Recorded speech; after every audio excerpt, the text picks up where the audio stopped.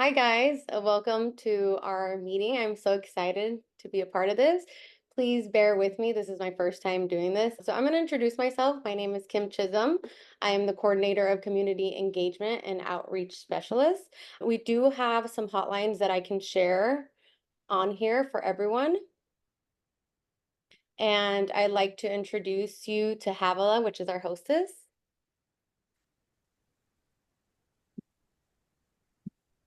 Hello. Well, thank you all for showing up today, for coming, for being a part of this very powerful conversation. As you can see right now on the screen, there is a content warning because this panel will discuss issues that are related to sexual violence.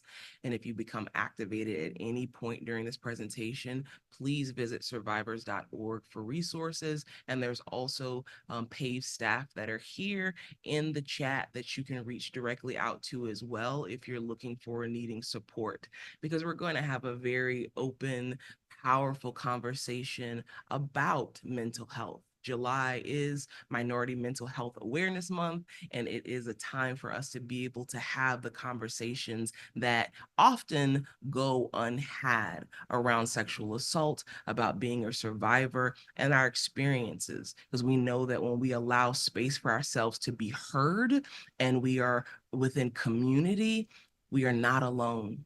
And we have the ability to heal and become thrivers in life. And that's what we are aiming for. So, for those of you who are also survivors who are here, we so invite you. Thank you for coming and taking your time. For those of you who are allies, thank you for coming and being of support. And those who are mental health providers, thank you as well for being here with us today. We're going to have a really, really raw, real, powerful conversation with some pretty extraordinary people. So, Elle, is there any other information you'd like to share before we go ahead and dive in? No, you can go ahead and get right into it. Fantastic. So, I want to introduce to you. So first and foremost, I'm Havilah Malone. I am a executive producer, actress, and three-time best-selling author whose latest book is called Rewriting a New History: A Spiritual Path to Audacious Authenticity and Healing. I'm actually originally from New Orleans, Louisiana. And if you're familiar with Louisiana, more specifically, I'm from Kenner. So when you fly into New Orleans, you actually fly into Kenner. And then you drive about 15 minutes and then you're in New Orleans. And of course, we're known for our great food and hospitality and just amazing music. So if you've never had opportunity to visit there, then you definitely want to give it a try. But I'm currently a resident of Los Angeles, California, out here in the Hollywood area, because I am a part of the entertainment industry and work on with empowering people to be able to fully step into their greatest gifts, no matter what they've been through in life. And I want to introduce to you our esteemed panelist for today. So we first have with us Lakedra Houston. She is a 20-year U.S. Air Force veteran and founder of Key Fit, Knowledge, Empowerment, and Unity, focused on wellness, veteran support, and suicide prevention. Dedicated to bridging trauma and healing, she empowers survivors of sexual assault and veterans through comprehensive guidance and advocacy. Awarded the 2024 Presidential Volunteer Award and the Air Force Legion of Merit, Lakedra has shared her story on CBS, Dateline, NBC, and more. Raising awareness and inspiring change, she holds degrees in criminal justice, human resources, and leadership, and is pursuing her master's in social work with a focus on military and trauma. And so you're going to learn a lot about Lakedra here today, as she is one of our panelists.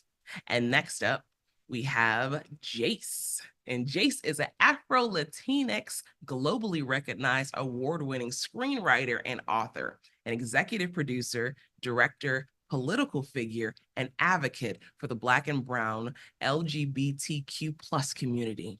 Founder of Jayce Baron Creative House, he has an organic desire to bring a conscious conversation to the community through endless mediums. He's merged his entertainment career and natural civil duty to humanity for over a decade, from contributing at NBC to an independent podcast he hosted and produced, garnering over 500,000 streams and listened to in over 50 countries worldwide. So thank you so much for being here with us today, Jayce Baron. And we also have the amazing Shannon Bobo. This entertainment professional since 2002, Shannon started her career as an assistant of all assistants in on-camera commercials, with experience spanning from TV, film, radio, live performance, live video streaming, and beyond. Currently thriving as a casting director in various projects. Shannon Bobo Casting was established in 2019, and their greatest joy to date was overseeing 2 shorts from Disney Launchpad series on Disney Plus, where both lead actors in Project CC and Black Belts were nominated for Best Actor in Short at the 2024 NAACP Awards. So thank you so much for joining us here today, Shannon, for this discussion. And so as we go through and talk about this, there may be things that as you are listening come up for you and you may have questions. And so we encourage you to add those questions into the chat so that you can join in the conversation and we are able to answer those questions to the best of our ability as we're sharing our own personal experiences with you. So we're going to start with our first question, and we're going to start this question with Jayce. And the question is, what does being a survivor of sexual violence mean to you? Yeah, so thank you for those warm introductions for everybody, and thank you for being here and just taking the time. A survivor, so it's funny because I know that there's a lot of conversation around using the word survivor versus victim versus, whatever. I think that everybody has the right to identify however they want to identify.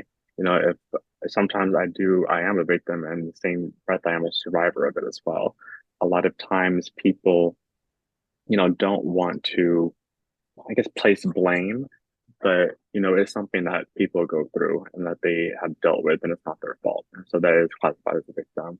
But in that, you're also a survivor of this. You're able to move forward. You're able to do whatever you want with that power. One of the things I always instill in conversations is I was part of passing legislation in California, SB 813 in 2016, which revoked the statute of limitations on rape charges in California. And so while Harvey Weinstein was going on, Bill Cosby, all those things were coming to light, a lot of the victims and survivors of these attacks were not able to press charges because of the time. And it was 10 years at the time in the state of California. So using my story, I was able to bring light to this as well as the story and just use it. So there's power in surviving. There's power in taking your traumas and turning them into triumphs. And we don't, like I said, this conversation is a heavy topic, but it's also a triumphant topic. It's the topic that us can sit here and have a conversation about and get through and share our stories. So I think there's many ways to be a survivor, and I think it's all perspective. Yes, thank you so much for sharing that. And you're right. You have the survivor and the thriver that comes out of these experiences. And so being able to connect with that identity as well is such a beautiful thing. And so I want to take this next to Lakedra. What does being a survivor of sexual violence mean to you? Wow, Jayce took all the words out of my mouth. I was like, okay, wait, slow down.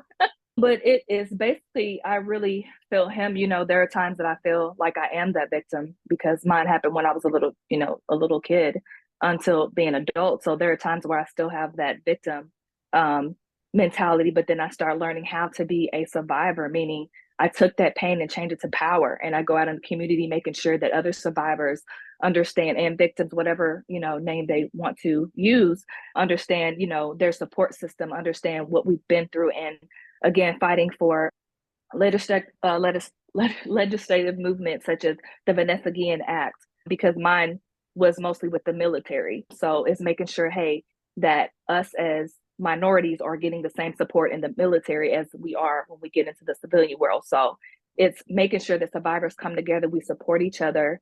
And so I'm just taking that and fighting, and not being that person where I just kind of stayed to myself and was ashamed. So I'm taking my power back. So that's what it means to be a survivor, taking my power back. And yeah, just going forward. Yes, take it back. Yes. I love it. Thank you for sharing. And Shannon, that question to you as well. So what does being a survivor of sexual violence mean to you? It means that it's part of what I've been tasked to do in this life, is to help other people move past the shame. And I've always been very vocal, and this just kind of, I was like, oh, this is part of my assignment here. I used to wear it as shame,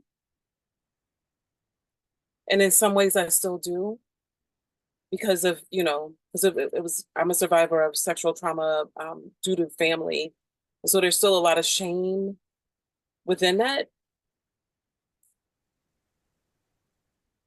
I just feel so powerful as a mom, as a woman, as a Black woman. And I understand the assignment, and I echo everything Jayce and Lakedra said. I feel them and I hear them, and I'm everything they said plus what I just said. That's what it, because it is it's not something that I would have chosen, but it's something that has been assigned to me, and help other people, mostly by speaking up and speaking out, even if it means being isolated from family, because I am still kind of like the Black sheep of the family. So I wear that with honor too. Oh, thank you so much. And we're definitely going to talk more about community and the impact of our experiences and how that has affected us and our mental health. And even for myself, because I too am a survivor. And I even more so even now consider myself a thriver, because yes, this is something that I have experienced, but it doesn't define who I am. It is not a mark of unworthiness. And for so long, that's what it was for me. That's how it affected me. I felt dirty and unclean, and I felt so shameful, and I hid in so many aspects of my life, because I was like, well, then they'll know, then they'll really see me, and then I won't really be accepted because of this. And so being able to survive the situation not only meant that I was able to continue to live and be resilient to that, but to be able to get past it to a certain extent, because healing is a ongoing process. Every layer and level that you heal, there's other things that will surface up to be addressed and healed. And so that's an ongoing thing for most people, for all people, because our potential is unlimited. So our healing potential is unlimited as well. But to survive means that I have made it through to the other side and continuing to get better day by day. And even when the backslides of when I forget who I am able to come together in community and remember. So yes, thank you all so much for your shares. And so as we move into our next question, we want to find out, what was the response from your community to your experience of sexual violence, and how, if at all, has it impacted, impacted your mental health? And for this one, can we start with Lakedra? Ooh, so this was when I saw this, I was like, oh God, don't ask me first. But I'm going to be honest, when I first told my community about it, it happened similar to Shannon, by a family member. And so it was interesting how I thought, I was watching Oprah and I saw a young lady on there saying that she was sexually assaulted. And so I expressed it to my, family member, and told them like, hey, this happened to me, my parent. And hey, this is what happened to me. And like, I'm not okay. I'm not there. Like, something's wrong and I need help. And we grew up in a religious background. And so the first thing I was hearing was like, oh, it's probably a demon. And I hate to say that, but that was the first thing I said, or they said, and go pray it away, it'll get better. And I'm like, no, it's not going to get better. This happened to me. Like, I need help. So they're still having me around this family member that did it to me. And so that was so uncomfortable. And it was like they were forcing him in my space.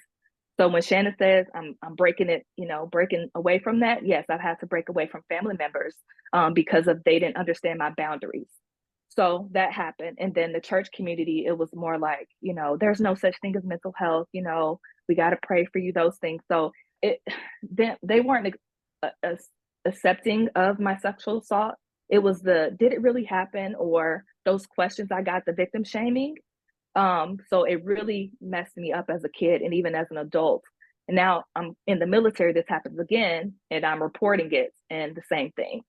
We don't talk about that in the military. We don't discuss that because you would get kicked out. Certainly you as a Black woman and your perpetrator was white.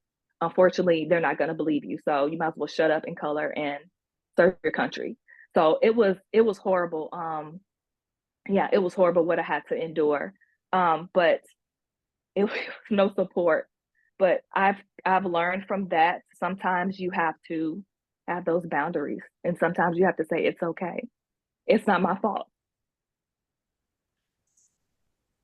And it's not your fault. Thank you so much for sharing, being so open and real. There are more of us than not. And oftentimes the responses that we're getting from our families or our community are not in support of us in the way that we need those support. And we're grateful for organizations like PAVE that are providing resources. And as things are coming up for those of you who are listening, who are part of this, please reach out for the resources that are available to you, because you are not alone.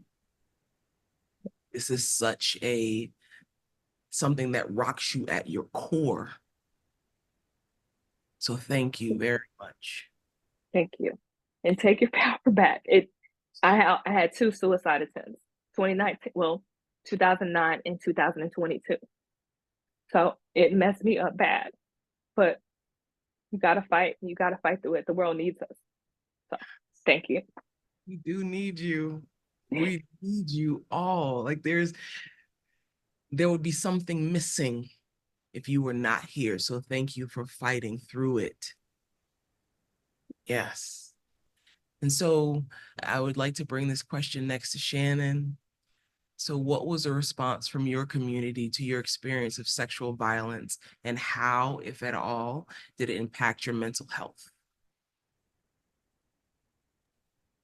Okay, so at first it was outrage.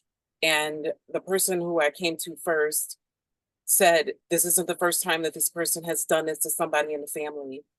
And we went straight into, we got police involved. We got the legal system involved. And then it clamped up immediately to something completely different after. It impacted me greatly. This happened when I was 15.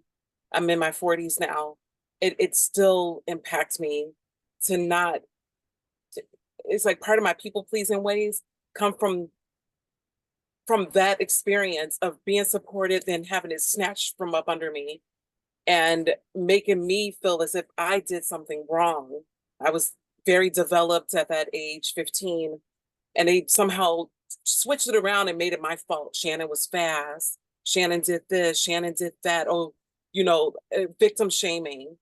And the older I get, and watching my child with her father and how men are supposed to relate, or not, a parent is supposed to, not even men, but a parent is supposed to relate to a child, adults relating to children, and how we are with our child and how protective.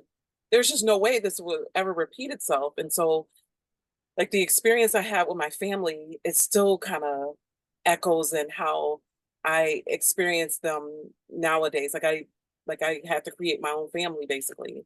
And that's through non-blood relatives. And, and so I just created very strong boundaries with people in the family. And I've learned how to be okay with that. And how it affected my mental health greatly. I am who I am as a result of the experience that I had. And I'm able to have strong boundaries now, especially as becoming a mother. Oh my God, my boundaries are on point. Like the minute that I'm like, this ain't right. And I'm like, because now I have somebody watching me And so, yes, it's affected my mental health greatly. And I've been in some form of therapy since I was that age, because I needed it. And I can't even imagine not having that experience and support network. I do lean on greatly small circle of friends. I'm grateful to be able to call Havilah one, who I know I could depend on, who I know can keep me strong and when I'm feeling the weakest, but it's absolutely affected my mental health. And I've always sought out asking for help. I'm like, I can't do this. I need help and to help me push through. And so not having that support from family and still not 30 something years later, still not having that support, still watching them support the person who hurt me right in my face. And I'm like, and that's exactly why we are in California and we're going to stay our little butts here and you guys are going to have boundaries. So there we go. Thank you. And just really how the experiences from our past affect how, if we have children, how we start to do things differently, how we become, and we hear this a lot about being generational curse breakers when we're actually generational starters of new patterns. We are creating new ways of looking at things and operating in our lives because of the experiences and doing our work and learning the lessons from that. Like, this is not okay, and creating new boundaries. And that's such a beautiful thing because it could be hard. It could be really, really hard based off of our experience and belief system. So thank you so much for sharing that and sharing yourself with us today. And Jayce, we also want to ask you this question as well. So what was the response from your community to your experience of sexual violence, and how, if at all, has it impacted your mental health? Yes, and thank you guys all for sharing. I just want to just keep acknowledging and pushing the great energy in the space. So my story is a little bit different, and I'll speak from the male perspective. So my attack happened in my mid-20s. I was drugged and raped, and I woke up the next morning and didn't know what happened. I have a glimpse in my memory that I have two glimpses, excuse me, of the actual act happening.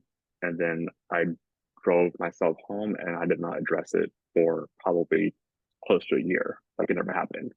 And so once that happened, I was able to kind of deal with it on my own. I remember I was drinks with my friends and I had brought that up just casually, and they were just like freaking out about what I had disclosed to them. And they're like, "You were raped." I was like, "No, I wasn't. It was just a really bad night." And I'm like, "No, that's not okay." And so I kind of had to do some work with them myself to acknowledge it. But with the mental health component, I almost crashed my car because I was triggered from a song that was played that night while driving, and I lost control of my body. And so, but that was the point when I realized that this was something that was deeper than what I was acknowledging within my journey.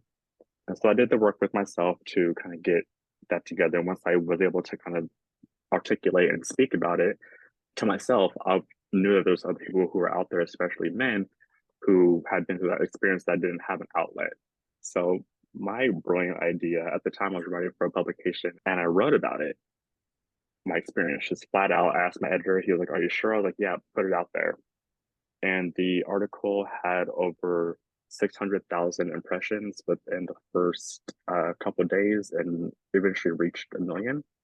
So when we say community, the community was the thousands of emails that I received after that happened from people saying, "Thank you for sharing your story. Thank you for being a pillar." I had someone I remember said this happened to me as a child, and I wasn't able to even think about or talk about it until I read your article.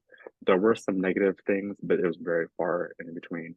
That being said, the morning the article went out, I knew that it was going to come out, and I had never told my family at all. And I want to acknowledge this too, especially for people who are the parents of men or trans people. I had to sit my family down and tell them, "Hey, this story is about to go live tomorrow, and this is what it says." And I remember my mother, who's a God-fearing Christian, pastor's wife, and my step, and I remember she was saying, "This may sound messed up, but what you're doing is so admirable. Maybe God gave you this as a mission." Oh, sorry. Sorry. Also, too, one thing that's very distinct. Someone in my family also, I did disclose that, addressed my sisters and said, "Do you hear what he just said? You know, you guys be careful." And I also have brothers, and they were not addressed about the situation. So what I had said had went right over their head. So I always want to make sure whenever I'm in these spaces that make sure that everybody is included in this conversation. Cis men, cis women, trans people, non-binary, anybody can be a victim, anybody can be a survivor. So yeah, so since then, I was almost 10 years ago. And I will say the mental health component, I definitely have days that just kind of come up where I just need to sit and just decompress, pray, meditate, relax, let whatever I'm feeling just pass through me. I think that because this was a very public thing, kind of going back to the community component, I just did a podcast recently called the trauma and advocacy work. A lot of times people feel like they could ask you anything anywhere. And so I've been out in the club or, you know, a meeting and someone will ask me about this, not being really concerned about being triggered or anything like that, which I handle very well. I will say that, thank God. But I always think like, you know, hey, you're bringing up my soul in a very public space without really any like warning or even ask. So I just want to kind of address that community component as well. But overall, the reception has been very supportive, and I'm grateful for that. I'm happy that people who I've known for years, you know, opened up to me about their experiences and felt like I was a voice for them. And I didn't know that before I knew them. I just recently did a thing last year for a friend. He works in mental health, and I asked him, like, "Hey, do you know anybody who's been, you know, assaulted?" He said, "Yeah, me." And I've known him since I was 19 years old. And so we sat down, we did an interview last October, but yeah, never disclosed that to me. And he actually interviewed me about my assault on his platform. And so, you know, I'm happy that the conversation is happening and is always ongoing because it's needed. Because there's a lot of people, like we said earlier, there's a lot of people, there's more of us that are out there than not. So it's good this is happening. It's like when you liberate yourself, you give other people permission to liberate themselves. And so by sharing that information, putting it out there, it was like, me too. It's also happened in my life. So thank you for having that courage and doing it in such a public way, because not everybody, you know, everybody like, I'm not putting my stuff out there like that, you know, but that became such a healing tool for so many people. And even being here today, that's why I really want to just echo back that gratitude for having that, opening that space within your heart and in yourself to share in this open forum. So thank you so, so much. And I'll even say for myself, I was molested in my youth, and it was by a family member. In fact, it was by my brother. And so someone who lived in the same household with me. And, you know, we formulate so many beliefs in our young age about like, how do you trust? You know, who do you trust? What our worth is, like what relationships look like. And so for having that experience, and I was so afraid for the majority of my life that no one would believe me. And so and then two, when those things happened, those memories got suppressed. Like I just stuffed it all down. But that script was still running inside of me. It was still affecting every aspect of my life and how I showed up in life. And Shannon, you spoke about this earlier about being a people pleaser. People pleasing was like the name of the game for me. And it was always this desire for proving that I was good enough and trying to find my worthiness by accomplishing. And so I accomplished so much. I graduated high school at 16. I graduated college at 19. I was running a $160 million business by age 21, but it was, yes, things that I wanted to do and that I enjoyed, but the real driving factor underneath it all was, am I good enough? And if I do this, then I'll be good enough. And then as soon as I got to this point, but that's wiped out, and that's not good enough anymore. So I got to keep on climbing and keep on going, because am I good enough? And that became exhausting. And when I finally did, And it wasn't until doing a lot of my own healing work that I finally even got to the place where I was able to break my silence around that abuse, because I had decided to bring it to my grave. I'm like, my family's not going to believe me anyway. I don't want to be the one that breaks my family apart. And so I will just hold this. I will bear this cross. And when I finally got to a place where I couldn't hold it anymore, and my mom was the first one to share it within my family, and I just knew she was the one who definitely, because I was like, she loves my brother more than me anyway, and like she's her favorite child. And my mother, the response was so supportive. Like, she believed me. She was like, what do you want to do? Like, do I need to go, after him, or, are you going to address this? And so it was all of these years of me building the story about what would happen and what the response would be, and it being the absolute opposite was such a key piece for me on my journey, because I was like, I've held this for over 20 years, well over, and I could have had some support with it from the beginning. So now, I did come from a very religious background. I grew up Jehovah's Witness. And then within that community, it was very much about, hey, all things will be dealt with later on. God will justify and, bring justice to people later. And so I didn't quite get the support that I needed or wanted for myself through that community, but I found it outside of that. And so I'm really grateful for organizations. I wish I had known PAVE back then. Because but found that the support that I needed through other resources and communities and friends who were there to be able to hold me up as I went through and stepped in my healing journey. So I really, again, just thank you all for sharing the things that we're going through, because you'll find similarities in everybody's story, even though vastly different experiences. And so there's another question that we want to be able to throw out to us as a group, and that is, what has been your experience seeking resources as a Black survivor, and what barriers, if any, have you faced? And I'd love to be able to start with Shannon with this one. Great. I love that question. As far as seeking resources, again, it happened when I was about 15, and my mother swooped in. It was my father, and my parents were divorced. My mother swooped in, and I suddenly was moving to a different city. And then within that city, they just had a lot more resources than, this was like the late 90s, and they had like therapy. I was in group therapy. It was just immediate action in a community right above Chicago called Evanston, Illinois. And they had just all the resources that were available at the time. But I also remember immediately being told, don't tell anybody about this, because that's going to be your stigma. And that's how people are going to see you. And then it was also this barrier of not speaking out because we're African American, we're Black people. You bringing the Black man down, all these things. And I think that's what, I mean, I can't speak for anybody in my family, but I think that's what kind of had them not want to pursue it, like pursue the legal case, bringing the Black man down. And there was this stigma too that, my father is a great provider, and like, that's it. And, I feel like, at least from my perspective as an adult now, that a lot of it had to do with the fact that he was providing for a lot of people. So it was hard to believe me or want to believe me, because that's your meal ticket gone.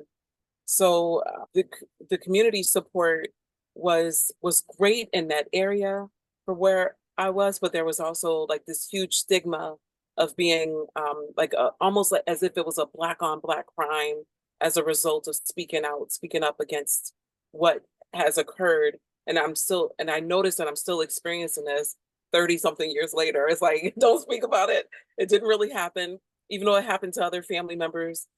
It's almost like protecting the person who hurt us versus, or just like forgive and forget, move on, versus, having that support of family. I've already pretty much decided that I'm probably not going to get any support from my family ever. And that's okay. no, it's not okay. Actually, it's not okay. Let me stop lying to myself. It's not okay. And I actually do forgive. I forgive my dad, and he's actually apologized, but he's never gotten help after the result. So to me, an apology without action isn't really sorry.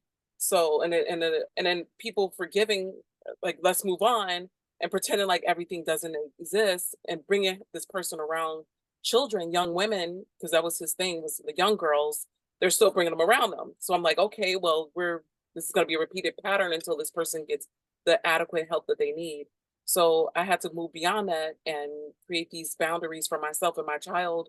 We just won't be around it, period. And that's it. So the community, I feel, again, it's because we moved, it was a mostly white mixed race in Evanston, Illinois. So again, it was always groundbreaking. So like, I think Evanston may have been the first LGBTQ organization. I remember I was part of the board this was in the late 90s when I graduated high school, and I was already part of LGBTQ. Like, so I was very lucky to be threshold into that whole community where we did get support and we did have people around. And I'm so grateful that I was able to forgive my father, but I don't forget, and we need to, I won't bring my child around it until we get some help. Anyway, I think that answers the question, but I feel this is the most open I've been, because I usually don't say it's my dad, 'cause I'm always trying to protect my sisters. I'm like, where was my protection? Fuck everybody. Like, I'm not gonna talk about this. And I'm grateful. And even if it means, like, I'm already the black sheep of the family, I'm just gonna get bigger and blacker now. And thank you for that, because so often we still are protecting the victimizer. We're still protecting the person who has done something to us. And that was one of the hardest things for me, was to actually share who it was. Because again, it was like, what does that mean? And I don't want to hurt that person. It was like, hold up, wait, it's not my job to protect you.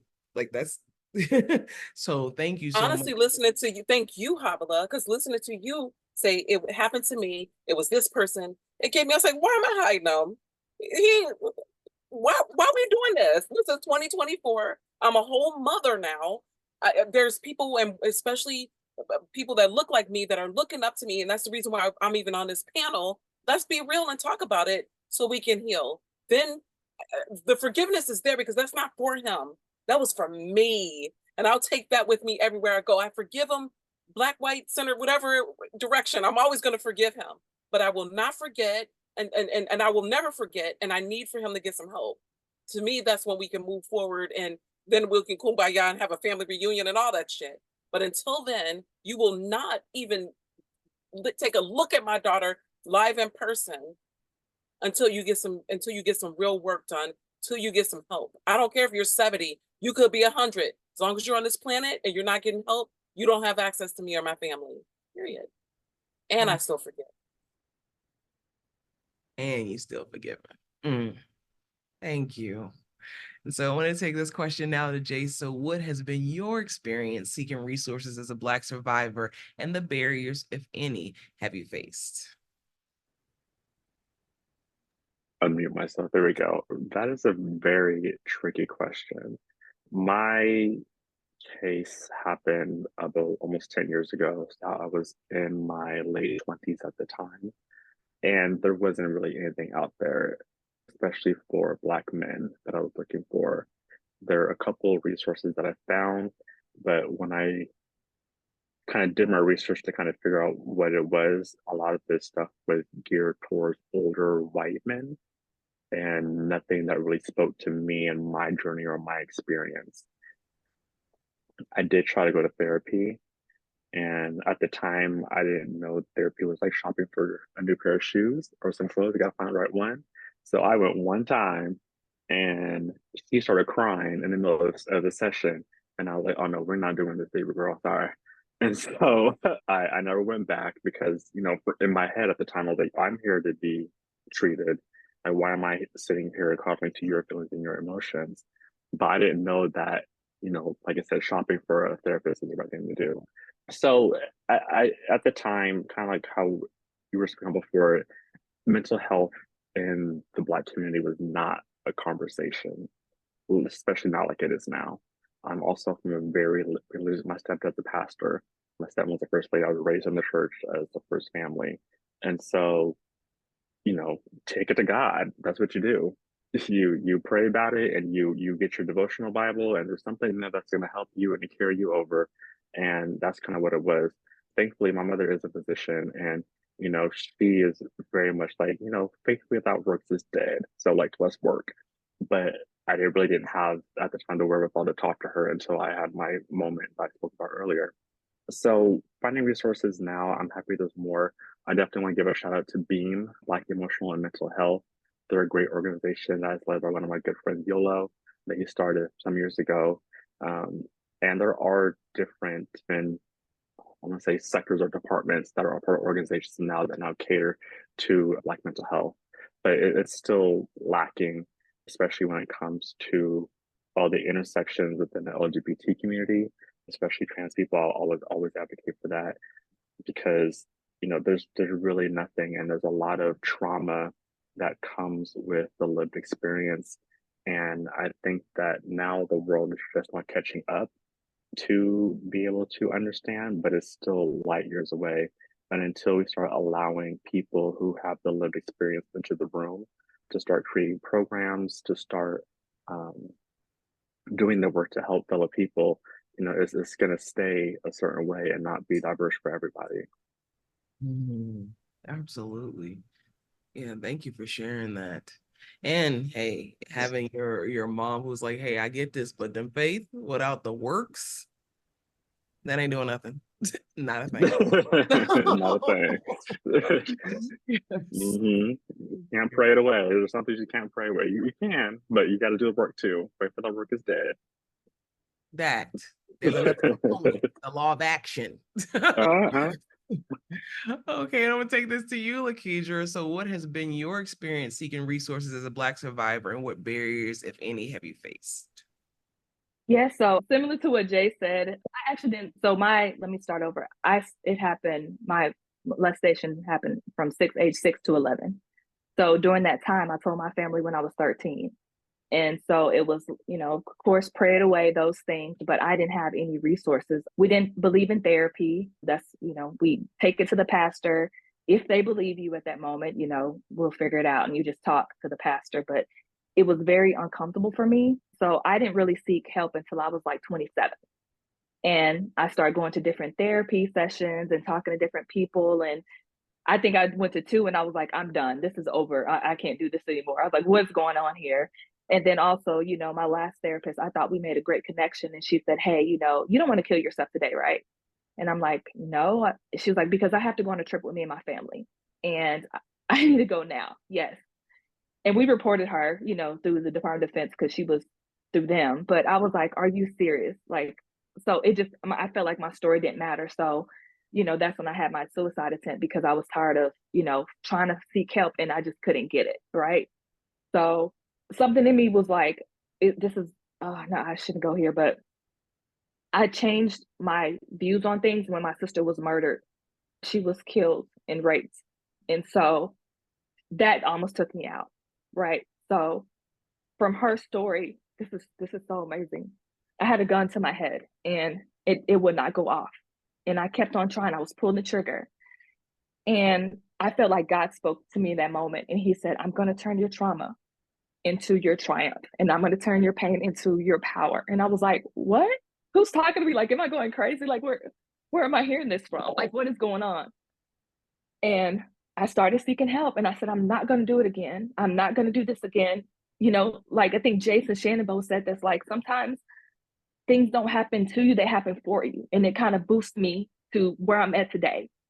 And unfortunately, I attempted in 2022, and that was another story. I kind of lost my way for a second. But after that one, I was like, I'm not. I got to figure this thing out. And I'm not going to let him or them, I'll say them, take my power away. So yeah, I changed. So I just started seeking help, and I promised myself that I wasn't going to go back there. So I've been fighting, meditating, reading, having great support systems. Yeah. So it's been amazing from this point on. So yeah. And we are so glad you are here. Look, they said this ain't about to go off today. Not today. Not today. Thank you. Thank you. And even the things that we feel are the hardest to be able to address, to share, to dive into, that's the thing that we need to talk about. That's where the real healing happens. That's what unlocks that place for all of us. So I applaud you for just putting it out on the table,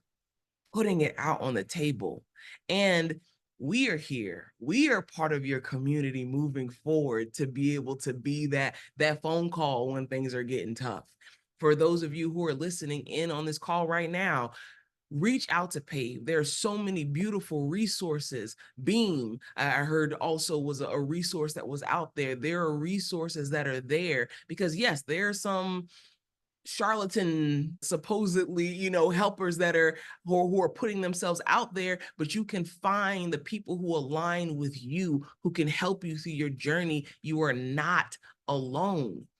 And when I reached out or shared it within my religious congregation or sought help, I did not get the help that I was looking for. I didn't. And someone asked a question, I think Nikki asked a question, when did it happen, as opposed to when I shared it with my mother. And so the abuse happens around 10 years old, 10, 11. And then I didn't break my silence until 2014. So I went the majority of my life, one, with it suppressed. When it finally came up, I did attempt suicide, because when all of those memories started flooding back in, I was like, it was overwhelming and I couldn't handle it. And I was just like, it'd be easier. This pain is so overwhelming. It'd be easier to just end this, to just be done. And I could not, I sat there with a knife to be able to slit my wrist, and I could not go deep enough. And it was not my time. I was supposed to survive this and to become a thriver through this so that I could be sitting here today to have this conversation. The person that I am today, I love me. I did not always love me. I did not always see my value. I did not always think that I was even worthy to be alive in this life. But I love who I am today. And you better damn well believe I am here. And I'm here for a purpose. And so are you. No matter what you have gone through, no matter how horrific it has been, you are here for a purpose, and you're worthy simply because you exist. Know that. And then my resources didn't come until I went on my own personal development journey. So I was looking to grow in other areas of my life, not realizing that, the core issues that were going on were also going to be addressed too. So I was at Tony Robbins' UPW, his Unleash Your Power Within event, walking on fire and having all these breakthroughs and things starting to come up and being like, hold on now. There's access to another level of living. There's access to new belief systems. There's access to new thoughts. There's access to a new life. And it's access that we all have, and we will just find the resources that will help us to step into that power. So I want to ask our panelists our last question, and then we're going to open it up to the questions that our audience is asking. So if you could say one thing to yourself at the beginning of your healing journey, or to another Black survivor healing from trauma, what would it be? And I will allow you all to volunteer who would like to go first.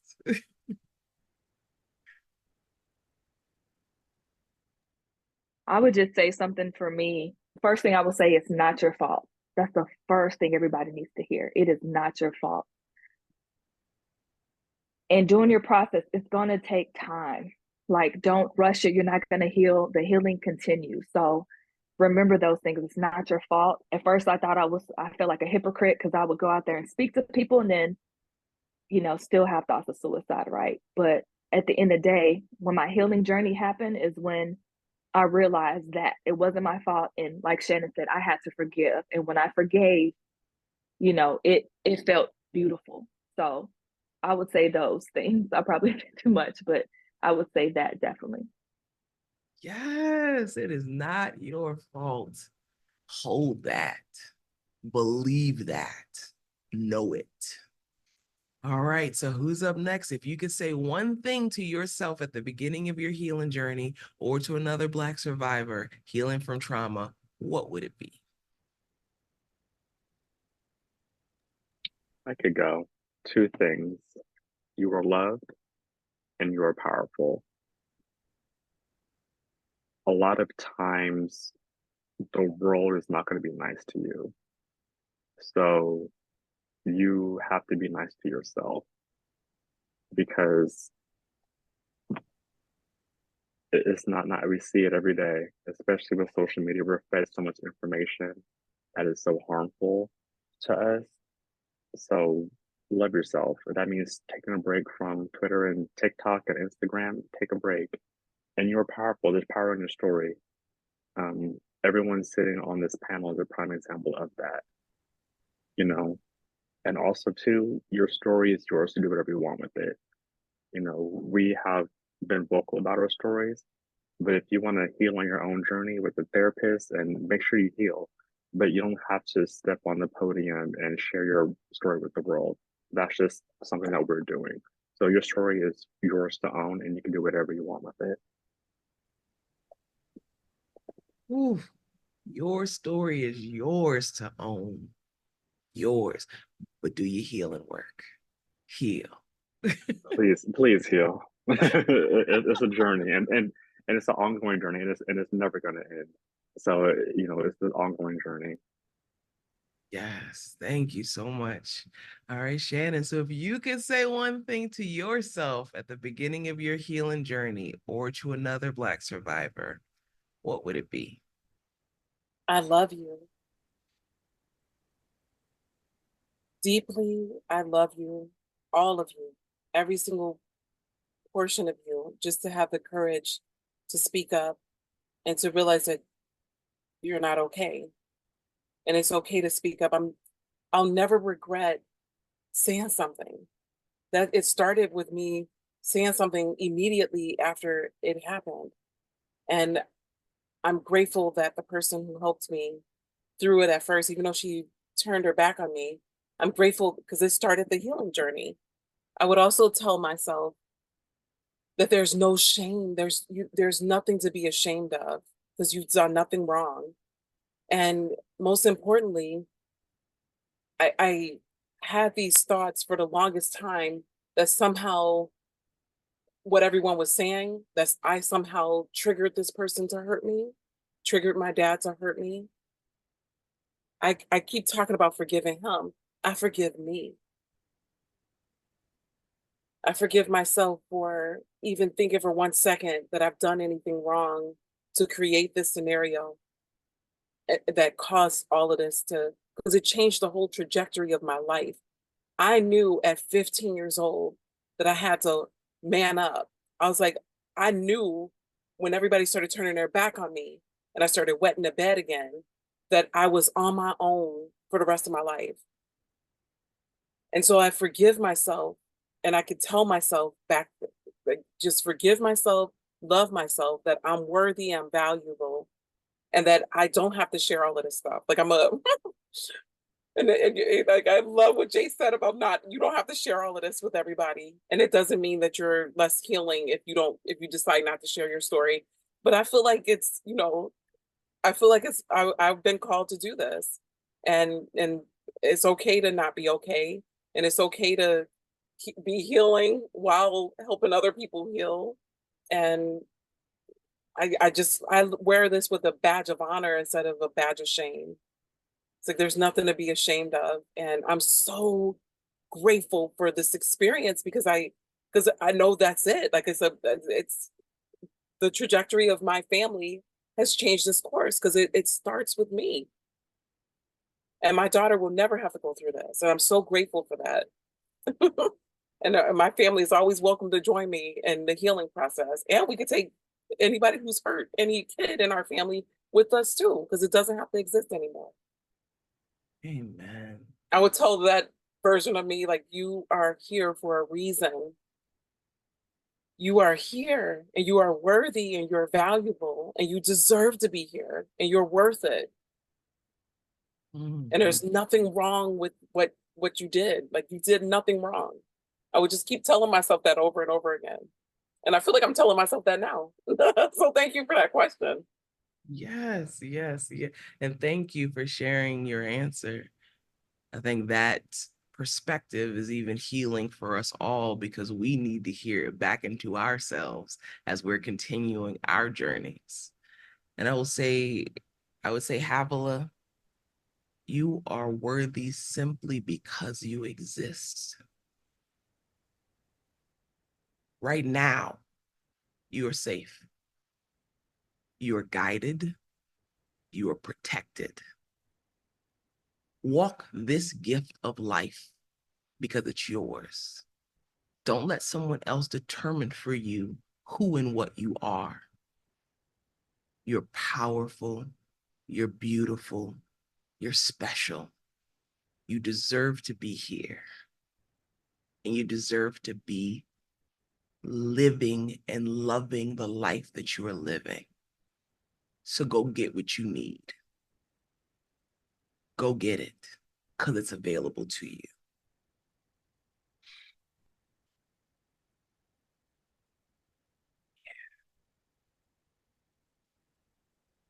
I think this is such a beautiful process for us all to be a part of.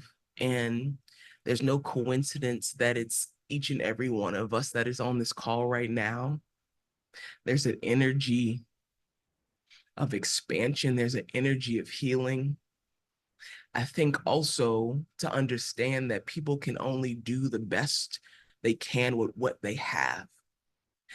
I would be even remiss to say, because this is something that's come up into my consciousness, so I'm gonna go ahead and just put it out there and say it.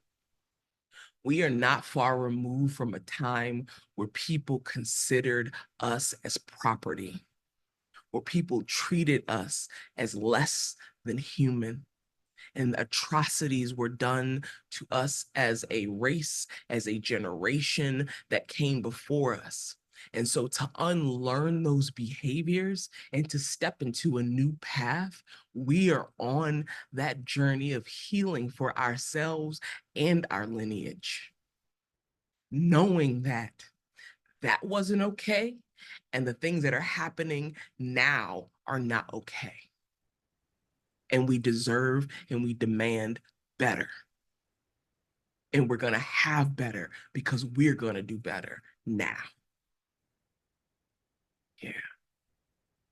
So I want to thank all of you for being here and spending your time with us. I want to ask for our audience, thank you for being here, spending your time with us, and to find out if you have any questions for the panelists, because we want to open it up to be able to ask and answer those questions now. And I see we have a question that came through from Gabrielle. I hope I'm saying your name right. And that question is, how do you all navigate vicarious trauma when advocating with and for other survivors? So how do you all navigate vicarious trauma when advocating with or for other survivors? So would anyone like to take that question?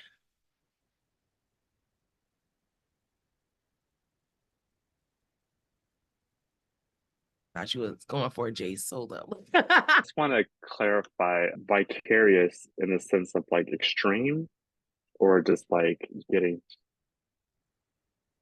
Yeah, so Gabrielle, if you could, secondhand trauma. So, Okay. yes, being affected by it while you're trying to help somebody else, or So yeah, that was kind of like this, and I want to just also speak to the energy in the space as well, because I have done this conversation probably 100 times or more over the past 10 years. And this is a very unique experience for me. I usually do not even get emotional. So I want to just thank the space of energy and you lovely ladies for just being so vulnerable. But to your question, that kind of is what I was talking about on a podcast I did recently called the trauma and advocacy with trauma queen Jayce Baron. It's okay to say no. You know, even with panels I get asked to do, sometimes I'm not in the headspace to like talk about it and be on camera and talk about these things. You know, yes, we all are on a mission and on a journey to help other people, but we're also have to help ourselves. And like, what good are we to other people if we can't do that for ourselves? So, I mean, I think it's always just putting yourself first in these experiences It could just be, hey, not right now. Let me, or like, give me a minute or a beat, or, can you send me an email and I help you, or we could go to coffee later. But I think this the most important is to just, if you're not in the right headspace to deal with something, then like don't. Because like I said, we're only as good to other people as we are to ourselves.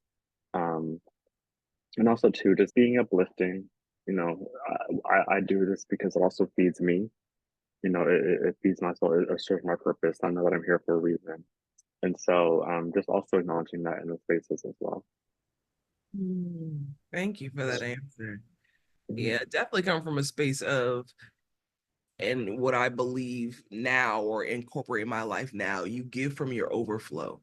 So we fill our cup up first, and then from the overflow, that is what gets fed into other people. And so always doing our own work first. And you're right, setting boundaries, because sometimes it's a no, sometimes it's a not right now.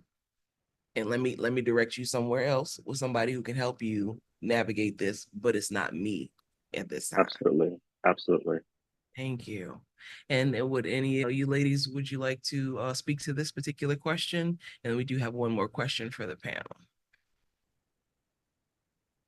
All right, excellent. So this question comes from Kim. So how do you all suggest we can better educate young people about consent and healthy relationships to prevent sexual abuse? It's a very good question. Yeah, that's a very good question. I thank you, Kim. That's a great question. Thank you, Gabrielle, for that question as well.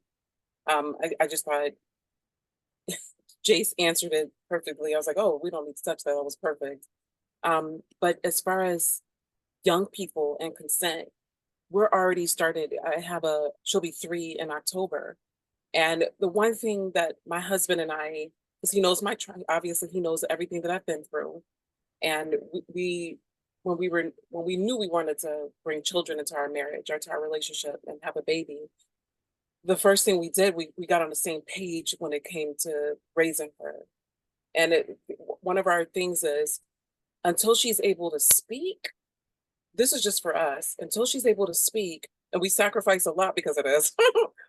We didn't want her to be around anyone that we didn't really know until she can like verbalize and speak, and as she's growing up in our household, the thing is that we're teaching her about what good touch, and we haven't gotten there yet, but what's allowed, like we just have conversations with her, like open, and this is what we've already decided that we're going to have as part of raising her, is who needs to touch that. And I we don't say PP, and she has a vagina, but we say vagina. Like, so we don't use words like poo poo and boo boo and all this other stuff. We call a thing. She's potty training now, so we speak about when she goes to take we call it a wee because my husband's Australian, so we say we for PP. But when she has to use the bathroom, we have conversations. It's open and it's honest. And I think just continuing that on, like just being able to verbalize what things are. And if something doesn't feel good, we make it her choice. Like even, I know this sounds crazy, but even down to putting her in her chair to what was car seat. Sometimes she doesn't want to go in. And I'm like, imagine being twice the size of somebody and like forcing them in the chair. I'm like, shoot, that must be very traumatizing. So I know if we're going anywhere, I'm like, she may not want to go in her car seat right away. So we have conversations with her about, I was like, listen, it's mommy's job to keep you safe. And I said, you don't want to get in your chair right now, but you want to go see her friends or whatever we're going to do. And then she gently gets into her seat after we have a conversation about it. So I would say just having open, honest conversations with it about things. And if she ever asks me, I feel like that's when it's time to have conversations about why we don't see grandpa, and or so I think we'll see what happens. My daughter's only 3, she'll be 3 in October, but I feel like just open conversations, because it just, what I was growing up, we were taught whatever I say go. That's how our household went. We had no voice as children. And I'm looking at my child as an intelligent being. She may not have the verbiage, she may not have the words, but she has the intelligence as a human being to know far beyond what what we can even see with her. We're teaching her how to human, but she's a spiritual being having a human experience. And so she already knows some of the things, and I can already tell. And so I'm just being guided and led by what I see with her. First, respecting her as a being. And I think so and that's what we're going through right now. And I think I personally believe that that's the most important thing, like having people know at a young age, this young, that she has advocacy over her body. It's her body, it's her choice, even sitting in her car seat. So just now, before we got on the panel, she didn't want to leave. She wasn't ready to put on her clothes. She wasn't ready to do all of that. So we give her choices. We just say, Melody, so we have to leave in 10 minutes. Do you want to put on your pants now or like 5 minutes from now? So we give her options, we give her choice, we have conversations with her. This is a 2-year-old. So I just know that if I had been giving what we're giving our daughter already, I just think we'll have a different world. Like just like seeing young people as the intelligent beings that they are and having real conversations with them and letting them have say about how their bodies are and what they do, and just and not have any shame around something as simple as poo poo pee pee. We all need to do, or I call it boo boo, but we all need to do that, but not having any, oh, that stink. Like we never tell her it stinks. We never do. So she's proud. She's like, look, I pooed in the pot. She showed us, like, good girl. Like that's where it goes.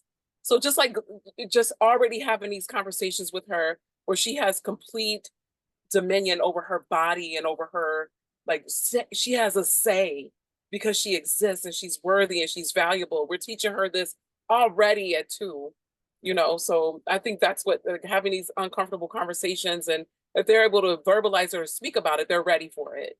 So I think that would be like teaching them about consent. And I'm already, I want her to be able to tell me everything that happened with people. And that's part of the reason why we haven't had her go to preschool or anything like that. That's just our choice. I'm sure most people aren't abusers. Most people don't molest kids. Like, we get that. And we want her to be able to verbalize everything that took place with somebody and what's appropriate touch, what's inappropriate touch. She already knows that. And we even explain it to her when we're wiping her butt. We even explain to her that mommy's doing this because it's that. But when she's washing her body, we let her wash her own private parts and everything, because that's who needs to touch it. It's hers. And she gets to say who gets to touch it or not. So I know that's really young to be having those conversations, but it's not too young. And we just want her to be able to know what appropriate touching is and what's inappropriate touching and all of that stuff. And I am more watchful of it because I am a survivor. And it didn't happen with just my dad. It happened with other family members, other people. And so we're always gonna have her know that it's her body, she has a say, she gets to get respected. It's not, they're an adult and you need to listen to what they say. Nuh-uh. You get to have a conversation, you get to have a point. We're just here as her protectors, and we're here to protect and guide her, and that's what we share with her. So that's my long-winded way of saying conversation, communication. I was like, you are passionate about that question. I love it. And so in just these couple minutes that we have left to wrap up, is there anything that you all would like to add to that particular question that was asked around providing resources for youth? Yes. So one thing I want to make it quick because I know we're on time limit, but I will say this, I think we really definitely need to get into schools. I've been trying my hardest to get into schools. When I work with high school students, when they hear my story, they'll come to me and say, that happened to me too, whether it was a father, brother, sister, whatever. So I think there's a way that we need to get into the education system because we never know what's going on at home. And then also talk to counselors like, hey, have a box or something there. Like, hey, have you felt uncomfortable with at home or been touched in a way that you feel inappropriate, have them, I see a school's consent project. Yeah. So there's a lot that we need to do. However, Texas is different. They have a hard time with us having these conversations. So I'm gonna be honest with you. But yes, we need to try to find a way to actually go into the schools and work. We have a lot of programs, but do they utilize them? No. I'm gonna be honest with you. No, it's not talked about in a lot of schools that I work at. So yeah, we just need to do that. And also, like Shannon was saying, have those conversations and don't tell them, hey, listen to an adult, because that's what happened to me. Hey, they're an adult, you listen to what they say, that fear, that molding, everything they're doing to you. And so you don't say anything because of fear of they're an adult and you don't want to disrespect them. So you don't speak on what happened. So having conversations is very important. But yes, thank you so much for this. Yes. And then I saw you put a resource in the chat, Jayce. Yes, yeah. So School Consent Project, I was on their board for an event a couple months ago in New York. They are based in the UK, but they do have a curriculum, and they're in the UK as well as New York, where they are planning on expanding. The leader of that project is Kate, and she does go into schools and teach about consent, and for all genders, boys, girls, non-binary, trans, everybody is part of the conversation, and this happening together. So she has created a model specifically for schools. So definitely reach out to her. I've reached out to her, like, are you ready for LA yet? Because I'm in LA, I know you're in LA as well. And she's like, well, okay, almost, but I definitely put that on everyone's radar. Excellent. So there are resources that are available. PAVE also has some wonderful resources and trainings around teen consent, around consent in itself. So definitely reach out for those resources. And before I share some additional resources, I want to thank our panelists, you beautiful human beings, putting your hearts out on this table. This was such a beautiful conversation. So thank you. Thank you. Thank you. And we are sending you so much great energy and all the things that you are doing and will continue to touch the world in such extraordinary ways because you are and you can. And for those of you who are joining us today, if you're in need of support, then please reach out to pave@survivors.org. There's also the National Domestic Violence Hotline that's available if you want to take a screenshot of the screen right now to be able to get the number, the National Sexual Assault Hotline, National Human Trafficking Hotline, CCRI Image Abuse Helpline, and the National Suicide and Crisis Lifeline. So those resources are there. They're available for you. Take advantage of them if you are in need of them. Also, following this panel directly, there is a survivor support group that is happening. And so there is a link that has been posted in the chat. So if you want to click on that link to be able to register for that survivor support group that's immediately following this panel, then please feel free to click on that and then continue the conversation where you're able to chime in to an even a greater extent. And again, I'm your host, Havilah Malone, and I appreciate your time, your energy, your effort for being here with us for July. Yes, we're in July, the Minority Mental Health Month Awareness. Keep taking care of you, and we'll keep taking care of each other. Thank you for being here. Bye for now.